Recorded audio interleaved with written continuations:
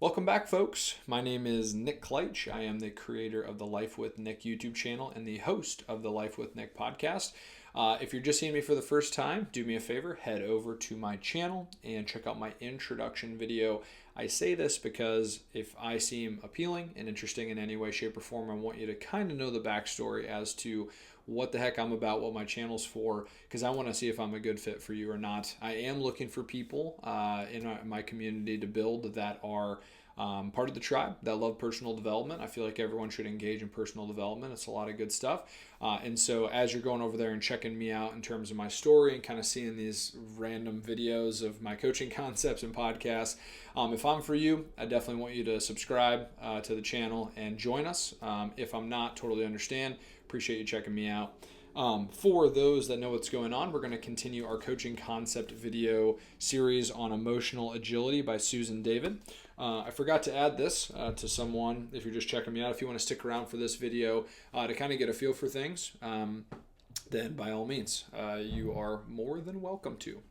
So we just got done talking about two different behaviors that most people use that are learned to deflect negative emotions. We don't want to be in negativity, and so we have kind of learned these behaviors to be able to spend more time in positivity, but we've also learned that there's problems with these behaviors in terms of how things get built up and how we emotionally have leakage and kind of blow up and fixate and overshare our emotional baggage with other people, and that can affect our relationships. So what we're going to do, I promised in my prior video that we were going to get to another thing, and I apologize, I overstepped. We're going to conclude on these behaviors first and then get to that final point. So thank you for bearing with me.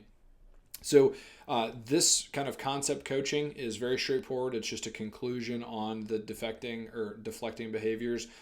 Just have a couple bullet points that I want to share with y'all, and then we'll get to that final piece as I promised. So essentially, just to kind of summarize that both of these behaviors are us deflecting or disguising ourselves away from negative emotions, right?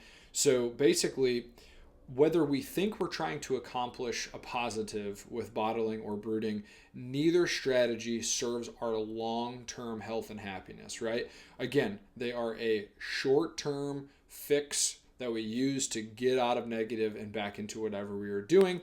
But if we are to be great about maintaining our emotional health, we have to go back and process what these negative emotions are trying to teach us. Remember, they are signals coming into our world that are making us feel a certain kind of way, but why are they making us feel a certain kind of way? And so the analogy used here by the author that I think is a great one is these behaviors are like taking aspirin for a headache, right? That medicine relieves you for a few hours, but the source of the headache, whether that's lack of sleep, knot in your neck, or sickness or whatever, it's going to come back once that aspirin has worn off. So bottling and brooding are short-term emotional aspirin that we take in the moment. So we can just take aspirin the rest of our life, as we talked about in kind of that first video of finding purpose in all of our emotions, but that's not going to serve us best if we're trying to get to the best version of ourselves. And part of that is just having to process and deal with these negative emotions. So again, short-term aspirin. And so the core of what we need to do is to find the solution for the problems as to why these things are happening.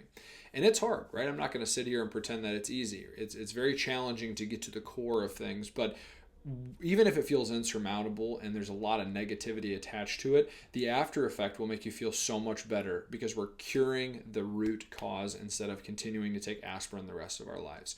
We're stepping into this challenge with courage, and we're stepping into it with the faith that we can get to what we need to solve. Because we can only push away and squeeze and hold on to our emotional troubles for so long. And another another thing in the book that I thought was great was that they used this analogy of holding a book, right? Either squeezing the book to our chest if we are a brooder, or holding the book out if we are a bottler.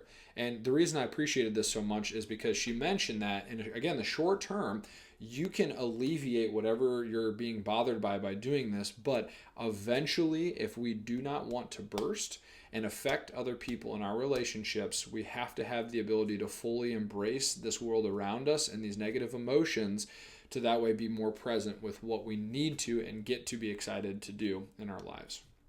So this is a little bit from the book. So openness and enthusiasm are replaced by rules and confining stories of the past, judgments and the ability to solve problems and make deadlines. So basically, what she's saying is that the openness and enthusiasm is what we can carry with us to learn and develop of these negative emotions. And then furthermore, with the premise of the book being emotional agility, if we're rigid in these postures, whether you're holding the book out or hugging it to your chest, you're not able to be as fully present, and you're not able to basically kind of step into the life that you want to live because you're focusing on the pain of holding it out or holding it to your chest. And the goal here is obviously we want to be able to live fully in our lives, to experience all the joys and all the pain, and that's just part of the living experience, right? So said another way, when these strategies are used as default coping mechanisms, which we all do them, it's very normal, they are counterproductive, and they actually embed the hooks much deeper in on the negative emotion. So one thing before we conclude here is, again, we use this in the short term when it's not a comfortable feeling.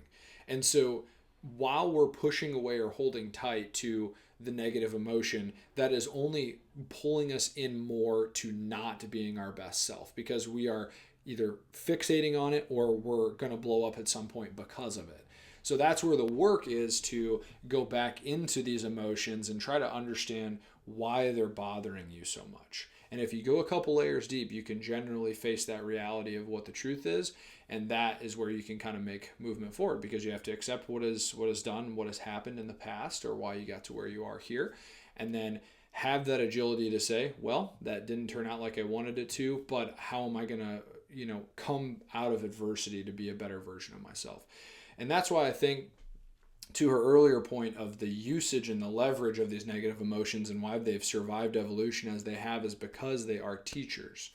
If we are still enough and are calm enough to understand the lesson being taught, we can then learn to become more effective and efficient in the future. So that's kind of the big concluding point here, is to help us live our best life, is we really want to be able to focus on living emotionally agile. So, like I had promised earlier, now we'll get to that final misconception in terms of bottling brooding. And that final misconception is just to basically be drunk on happiness, which I know sounds kind of strange, but I'm going to get into why that is the case.